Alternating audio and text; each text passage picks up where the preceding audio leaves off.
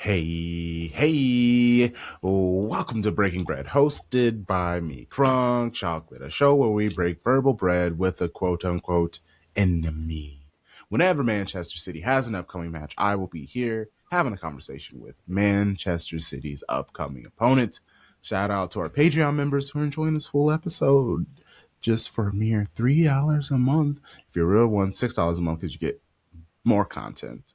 $6 a month, $3 a month. You get these amazing episodes, our match preview series, $6 tier. We do interview series with other most dope people in the footballing world, writers, content creators, data analysts, things like that. We talk about city but honestly, mostly non-city topics because my thirst for football knowledge is never ending. So subscribe to that. But if you're enjoying the first 10 minutes on YouTube or any podcast app, please rate, review, comment, subscribe, like all of those things. Today, we have a wonderful show for you. We're talking Champions League. City are licking their wounds down bad after getting punked in the Arctic. Shout out to Bodo Glint, who just simply outplayed City.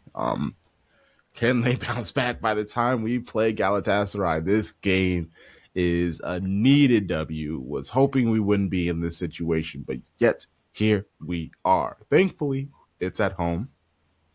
We face, the Super League, the champs,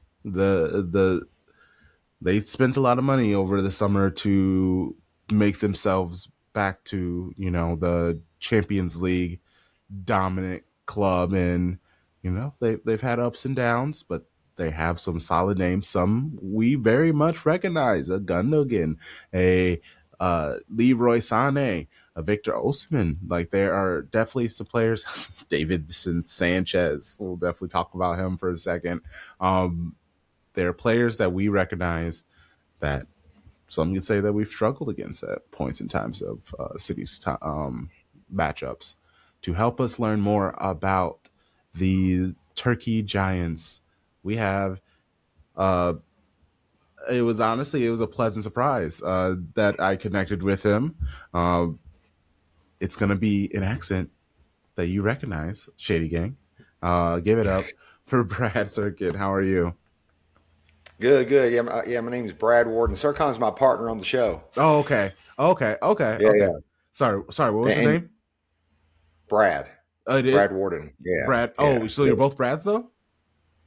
His name's Serkan. He's a Turk. Oh, okay. Because I saw the name and then I was like, oh, okay. That's fine. Now, did you ever watch wrestling back in the 90s or 2000s? I did, yeah.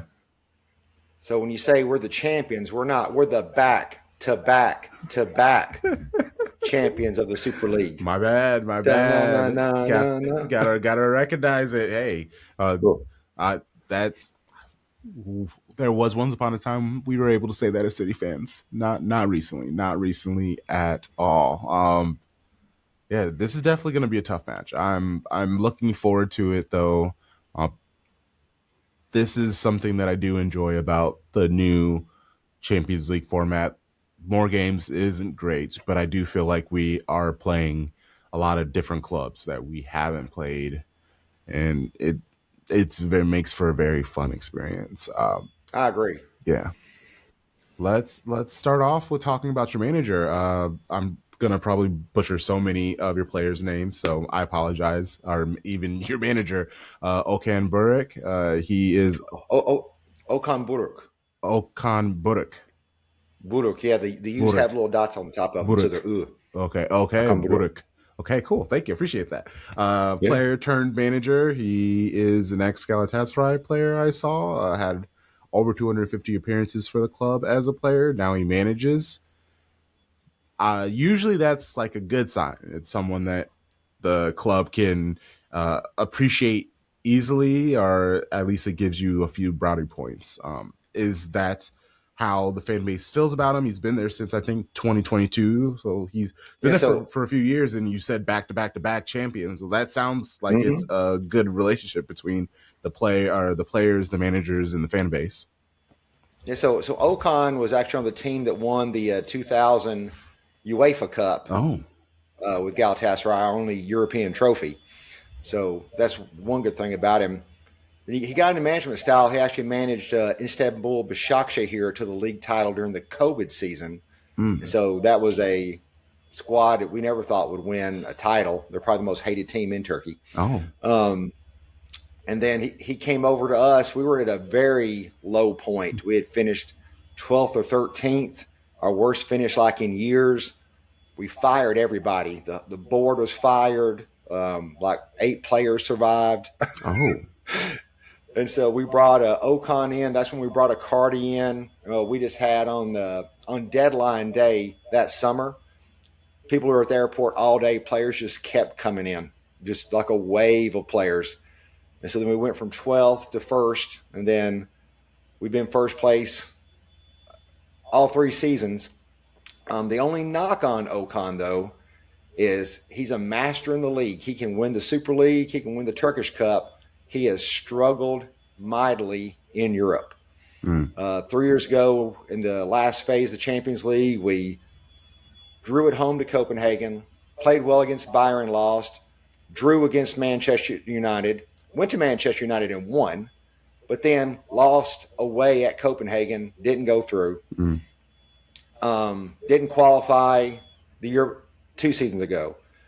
Then this year we started off like a house of fire, doing great, beat Bodo Glimt 3-1. Ajax beat Liverpool at home 1-0. But then injuries. And so the big knock on Okan, before the season, they're asking, do we need more transfers? He famously quoted, I can't play 14 players at once. That's before injury after injury after injury happened. Then, of course, off goes Oshiman, off goes Jakobs. 4 of our players go off to the African Cup. And so then we go into these games in the Champions League we should have won, like against Monaco, and we can't even score. And so we thought by now we'd have 12, 15 points. We'd be flying high. But no, it didn't happen. And so the Atletico game last night was so big. If you can tell by my kind of thrown together studio I have here, I live in Tennessee. I actually have traveled to Istanbul. I went to the game last night. Wow. And so we got a hard-earned point against Atletico to get us up a spot. We now have a 99% chance to move on if we lose to you guys. Now, if we get a point, we're going through 100%. Oh. Okay. So pressure is off in theory, which is it's great. It's needed. We need as little pressure on you as possible because I mean, if you just want to let us win, that's cool. That's cool. City, truly.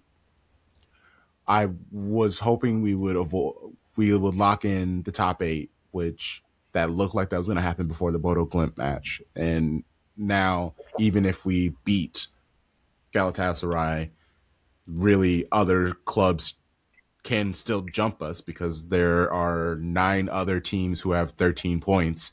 And then there are like a couple other who have 12 and 11. So the it's just going to be a very chaotic last match week in the Champions League, which is what UEFA wants. Like that's exactly what they want. Because all the games are on Wednesday. All the games kick off at 10 o'clock European time, whatever time that is in America. I think 2 or 3. And so everybody's going to play at the same time. So Galatasaray has 10 points. So if we win, we'll tie you on points.